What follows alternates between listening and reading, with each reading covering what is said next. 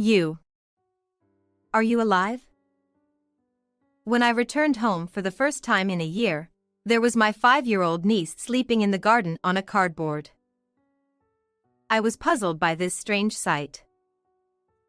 After all, I had heard that my brother's child had passed away in an accident last year.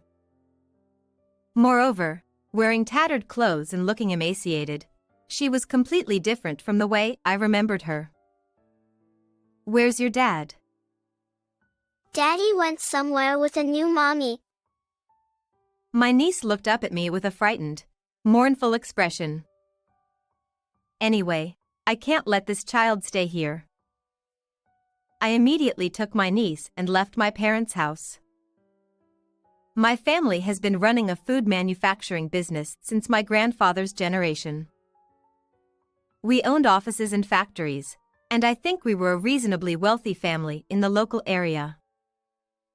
My family and relatives, including my grandfather, were old-fashioned people who believed that if you were going to have children, you should have a male heir. When I was born as the eldest daughter in such a family, my parents were deeply disappointed. My father was cold to me for not becoming the successor of the company, and my mother, who was blamed by my father and relatives for giving birth to a girl, seemed to resent me. And since my younger brother Lucas was born when I was 5 years old, I became completely burdensome to the family. I was raised differently from my brother in everything from daily meals, clothes, lessons, and the school I attended. Spoiled by my parents and cherished by relatives, my brother grew up to be exactly like my father. He looked down on me and behaved like a prince at home, and my parents let him do as he pleased without reproach. I became completely fed up with such a family, so after graduating from high school, I went to a university far from home. Even when I studied abroad and got a job offer from an overseas apparel firm, the only words I got from my parents were "do as you like." Since then, I have remained estranged from my family. I received news of my mother's sudden death when I was 29 years old. When I returned home temporarily to attend the funeral, I met that child for the first time. Hey, let's play. During the funeral, a girl of about 3 years old came up to me with a ball in her hand and pulled the hem of my skirt. I wonder who she is, a relative's child? Since I hadn't been back to the US for several years, I thought she must be a child born to some relative during that time. Sure, let's play. What's your name? I squatted down to her eye level, and the girl replied with a smile. I'm Gabriel. I remember how adorable she looked just bouncing with joy when I rolled the ball for her. While we were playing in the yard for a while, my brother Lucas, who seemed to have come to smoke, approached us with a dubious look. Hey, big sis. Everyone else is still working, you know. What are you slacking off here for? Oh, Dad. I was taken aback by Gabriel's words. Ignoring me, Lucas bluntly said, Everyone's busy, so go back to your room. And chased Gabriel into a nearby room. Wait. What? Who's her father? Whose child is she? It's none of your business. With a curt reply, my brother threw away his cigarette and quickly left the scene. It was as if he didn't want me to touch upon the subject of that child. Curious, I made inquiries about Gabriel while helping the relatives, and I was surprised to learn from them that she was Lucas's daughter. She's your niece, isn't she? Didn't you know? They said. I was speechless. Not only did I not know that my brother had a daughter, but I didn't even know he was married. When I asked for more details, it seemed that while I was away in America, my brother had been living his life as he pleased. After fooling around in college, he got his girlfriend pregnant and had a shotgun wedding. After graduating, he lived with his wife and child at my parents' house under the pretext of taking over the family business, but he left all the work to my parents and his wife. My parents continued to spoil my brother as usual and didn't care at all about his wife. The wife, who was treated like a servant and helped with the family business for free, finally couldn't stand it anymore and divorced him, leaving their daughter Gabriel behind, and disappeared without a trace earlier this year. The relatives criticized the former wife, saying, "Leaving behind a 3-year-old daughter like that is outrageous." But I couldn't bring myself to blame her.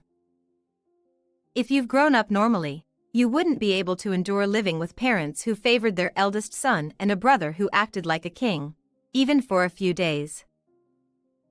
Did my father and brother not inform me about the marriage or the niece because they didn't want to consider me a relative? It doesn't matter anymore. A year later, just after the first anniversary of my mother's death, my father followed her into the afterlife. Dealing with the funeral stuff seems like a hassle, so big sis, you do it.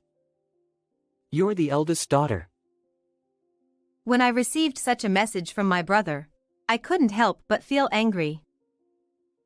Don't you feel any gratitude for being raised so well? Dad, Mom, they were both terrible at raising children. However, I was also urged by the employees of my father's company and the relatives to handle the funeral, and I ended up returning home and taking charge of the funeral. It was a few days that I was not looking forward to, but I had one thing to look forward to. Can I see Gabriel again? Is it because I'm the closest relative after my brother among the blood relatives? Since the first time we met, I had been curious about Gabriel for various reasons. However, during the funeral, I couldn't find my niece anywhere. Instead, standing next to my brother was a young woman I hadn't seen before. Casually inquiring, the woman introduced herself as my brother's new wife. I apologize for the late introduction. I'm Lucas's sister. By the way, where is Gabriel today? Upon asking, she looked sad and bowed her head. The new wife said, "Our daughter passed away in an accident 6 months ago." Furthermore, she continued, her injuries were severe, so we kept the funeral as private as possible. I had just become part of our new family. I was so shocked that I froze on the spot. The sense of loss at that moment was perhaps even greater than losing my parents. That child is no longer here. Once again, I wasn't informed of anything. However, without time to dwell on the sadness, as soon as the funeral was over, those around me immediately urged discussions about inheritance. You should handle the procedures since they're bothersome. Oh, but all the assets belong to me. Don't hold it against me. It's in Dad's will. My brother said this triumphantly, but I didn't care. It was easy to imagine that everything would be left to the eldest son, as stated in the will. I just wanted to sever ties with this family as soon as possible, as I didn't care about anything else. With that in mind, I left all the administrative tasks to the notary public and lawyers I knew. As a result, my brother ended up inheriting the family's land, house, and business. I handed over my niece's condolence money to the new wife and then left America as if fleeing. Then, one day, a year later, something happened. I was ordered to go on a business trip to an American design company affiliated with my workplace. I might as well take a trip while I'm at it. There are places I want to visit. I took a few days off after returning from the business trip, as the world was in the midst of the summer vacation season. Watching families going home for the holidays, I felt like visiting the gravesite. I want to see that child. I remembered Gabriel, who had spoken to me 2 years ago. Why did I feel so nostalgic for my niece, whom I had only played with once? It's truly mysterious. Before I knew it, I found myself heading towards the graves where my parents slept. And as I offered flowers and cleaned the gravestone, something caught my attention. Why isn't Gabriel's name on the gravestone? Feeling strange, I immediately decided to visit my parents' house. However, when I rang the doorbell, no one came out, as if they were not at home. At a loss, I stood there for a while, and then I heard a noise coming from the back of the house. Is someone in the garden? Timidly, I walked towards the source of the sound. Huh? The moment I saw the bizarre sight spread out there, I couldn't move for a while. In a place not visible from the street, there were countless old cardboard boxes piled up haphazardly. In the center, there was the figure of a girl lying down, curled up small. As I stood dumbfounded, she noticed my presence too. She got up clumsily and said in a thin voice, Who are you? I used to live in this house. And you? Covered in garbage, skinny, and wearing tattered clothes, the girl was honestly a little eerie. However, with the next words she uttered, that feeling vanished instantly. I'm Gabriel. The girl said the name of my niece, whom I had longed to see. Is it true? You're alive. As I inadvertently grabbed Gabriel's shoulder and said so, she trembled and showed a frightened expression. Oh, sorry for surprising you. I'm your father's older sister. Don't you remember? We played with a ball before. I'm sorry. I don't remember. Since my niece was only 3 years old at the time, it's understandable that she didn't remember me. Where's Dad? He went somewhere with a new mommy. It seemed that my brother and his wife had not returned home, leaving my niece behind. Anyway, let's go inside. I have the key to this house. I can't go inside the house. Daddy and Mommy said to stay here. That's what my niece pointed at, a crude tent made of cardboard. On top of that, I'm only allowed to go in the storage room on rainy days, but not today because it's sunny. She continued.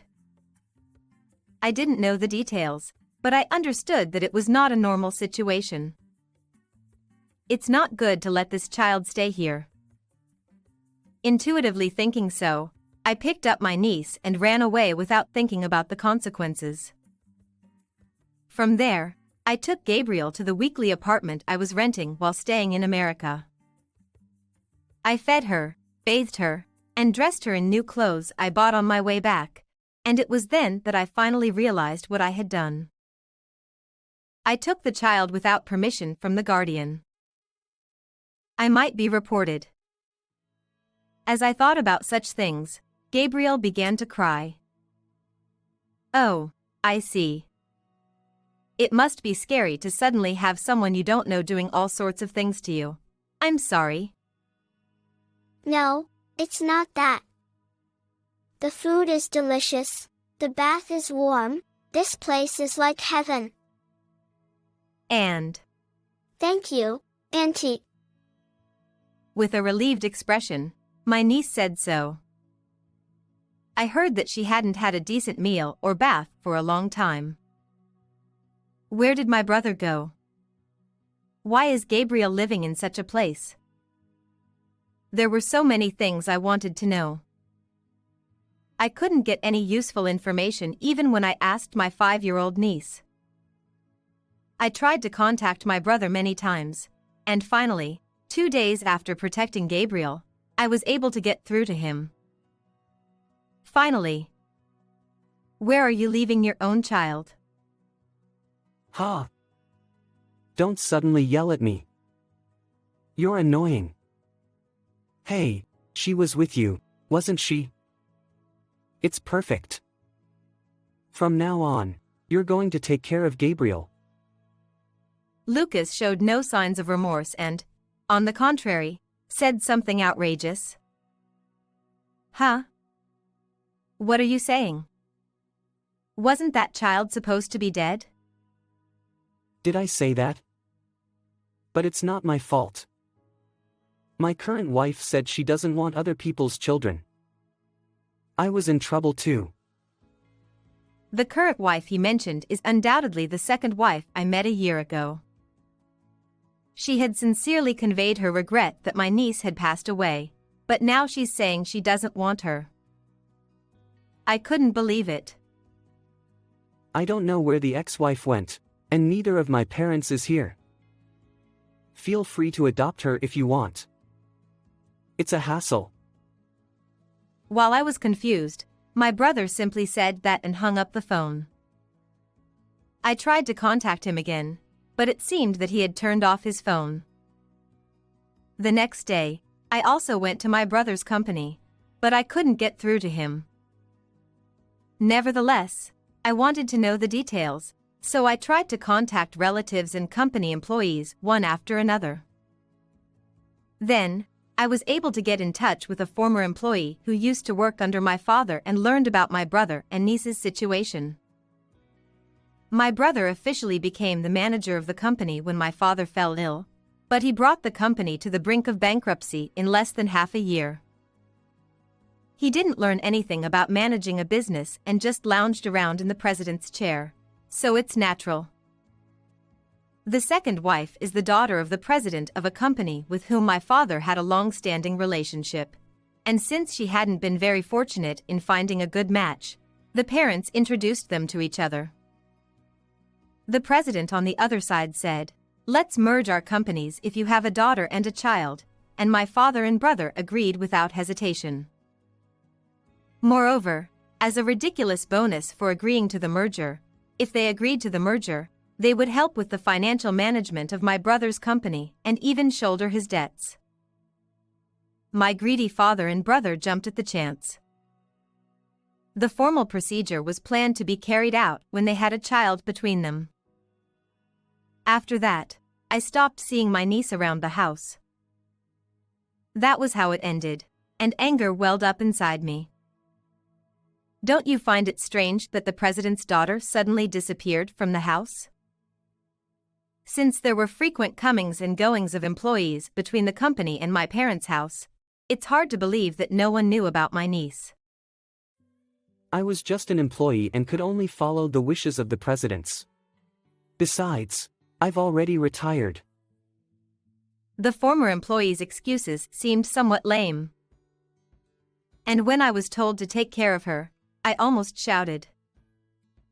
After that, although there were some relatives who contacted me, they all said the same thing: I don't want to get involved, or it's none of our business. Even though a 5-year-old child was suffering, all my relatives are unanimously. Thinking that these people were my relatives made me really dislike them, and I literally held my head in my hands. Auntie, am I an unwanted child? My niece muttered suddenly. Just like when I first met her, while pulling the hem of my skirt. I watched her with rapt attention. Am I an unwanted child? It's something I've thought about countless times since I was a child. As I gently hugged my niece, words that I had always wanted someone to say to me in the past came out reflexively. You're not an unwanted child. And I vowed to protect this child alone, and at the same time decided to send my brother, who had been treating my niece roughly with my selfishness, to hell.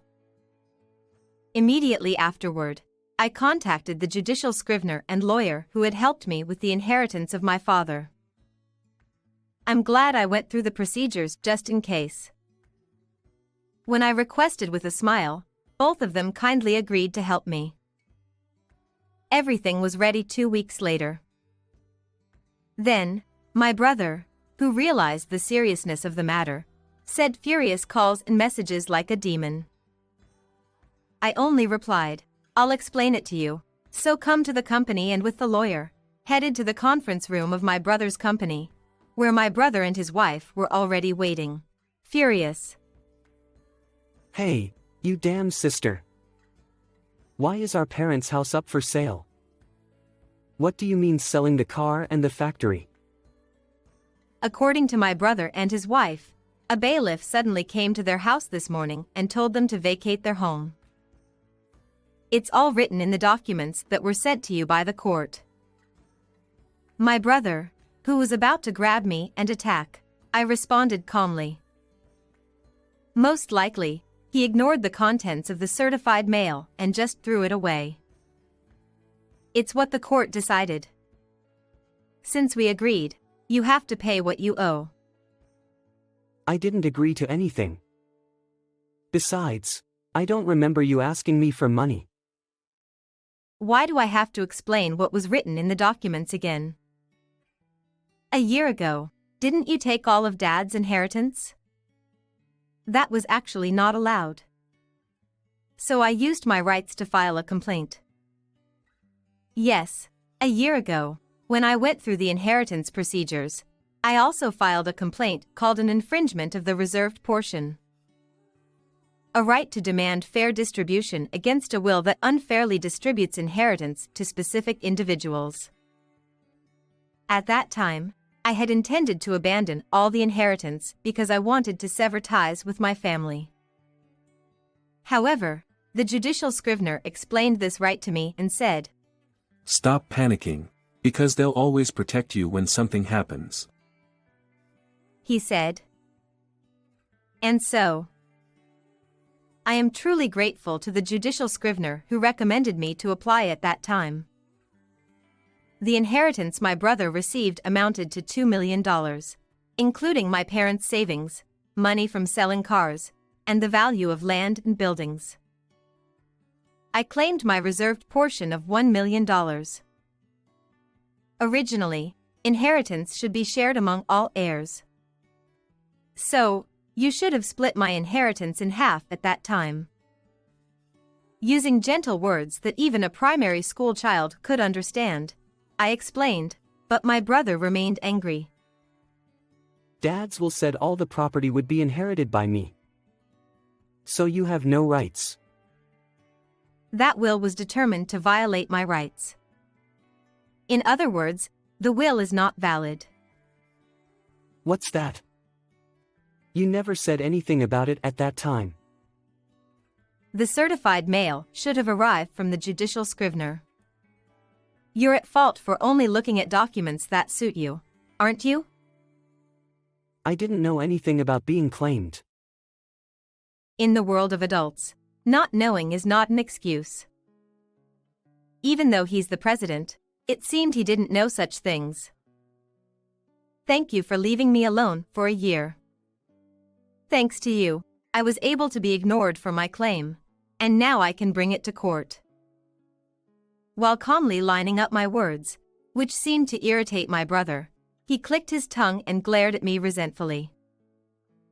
You were just passing it off to the judicial scrivener and lawyer, and now you suddenly want money.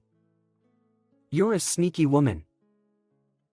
A year ago, I applied as a last resort. I thought I'd let it go even if 10 years passed and the statute of limitations expired, and I didn't want the company or the house anyway. Then you should have left it alone. Or is your purpose to harass me? You're really a mean woman. I've always hated that about you since we were kids. I don't mind if you hate me. The circumstances have changed. I won't let you have your way anymore. As sparks flew in the heated argument, the lawyer cleared his throat as if to interrupt. Regarding this matter, since the defendant did not appear in court in response to the summons, the plaintiff's claims have been fully recognized. He calmly stated only the facts. If my brother had attended the trial properly, perhaps he wouldn't have had to pay according to our terms. He probably couldn't afford such a large sum as $1 million. I knew that my brother and his wife were relying on the inheritance left by our parents and the assets of the second wife's family. And I also knew that they had been squandering their money without doing any proper work. The assessed value of the family's land and house at the time was around $300,000. Right? The rest will be paid in installments. Do you think you'll win with that? My brother suddenly sneered and pulled his wife close before speaking.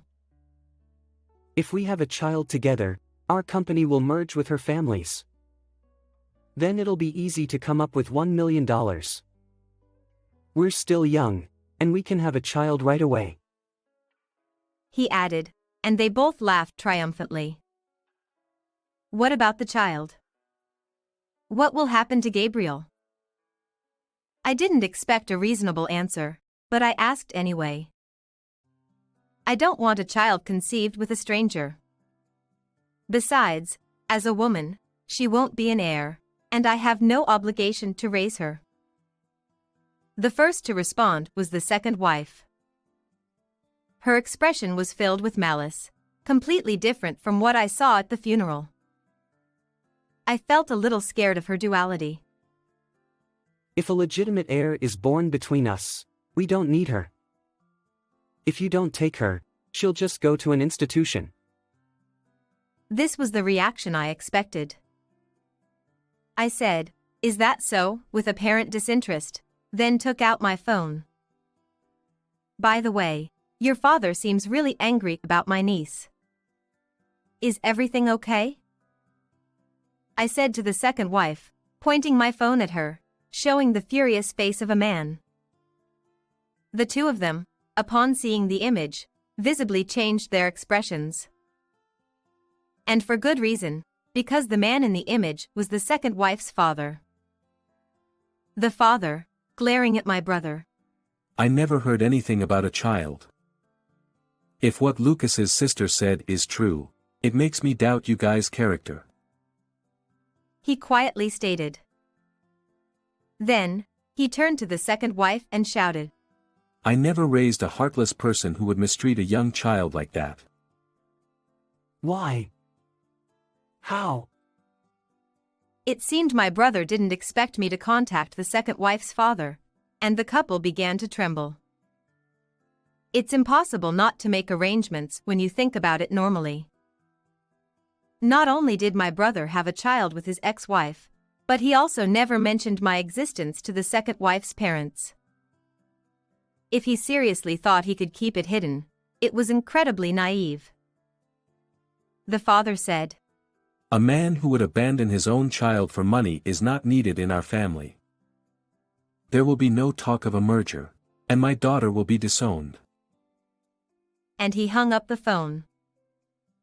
I was relieved that the second wife's father turned out to be a decent person. Hey, where did you take Gabriel? Bring her back now. My brother shouted, pale. What are you going to do with that child? You don't want her, right? Shut up. She's my child. Gabriel belongs to me. I'll take her if you won't. Too bad. I've already completed the adoption process, so she's already part of my family. What? What the hell are you doing? You didn't say anything about it. You said to do as I pleased. In the next moment, my brother finally grabbed me by the collar. Immediately, the lawyer restrained him, but he struggled and couldn't be restrained. Despite his face turning red with anger, tears welled up in his eyes. You useless burden on the family. You're worthless. You should just listen to me and Dad. Stamping his feet and saying whatever came to mind, Lucas was like a child throwing a tantrum. If the merger falls through, my company will go bankrupt. Then I won't be able to pay you any money. He forgot that this was a company meeting and finally started crying like a baby. At that moment, employees who had heard the commotion gathered around. Deal with this young guy. Isn't he your boss? As I said to the crowd, several men began to restrain my brother. The inheritance has already been legally determined to be paid. Work hard and pay it off. I don't know anything about the company. Finally, I spoke calmly to my subdued brother, making eye contact with him. You can't escape from the court. Don't say it's too much trouble anymore. Looking back, I realized that I had never scolded my brother like this before, as his older sister. For him, who had always been the prince, being admonished by his older sister must have been the ultimate humiliation. But Lucas couldn't say anything back and just slumped to his knees. Afterward, my brother and his wife divorced, and our family's company went bankrupt soon after. My brother sold the family home and car, but it was nowhere near enough to cover the claimed inheritance. I used my connections to introduce my brother to a cleaning job through a dispatch agency. But in the end, he only worked earnestly at first and quit after a few months. He couldn't endure manual labor and extreme poverty, having been a prince all his life. Recently, I heard from colleagues in America that my brother, who looked like a homeless person, was seen sleeping in a park on cardboard. On the other hand, my niece immigrated overseas with me and started attending a local elementary school this spring. She is loved by all my colleagues and friends and is enjoying happy days. She will never again think of herself as an unwanted child. How did you like this story? Please consider subscribing to the channel. Well then, let's meet in the next video.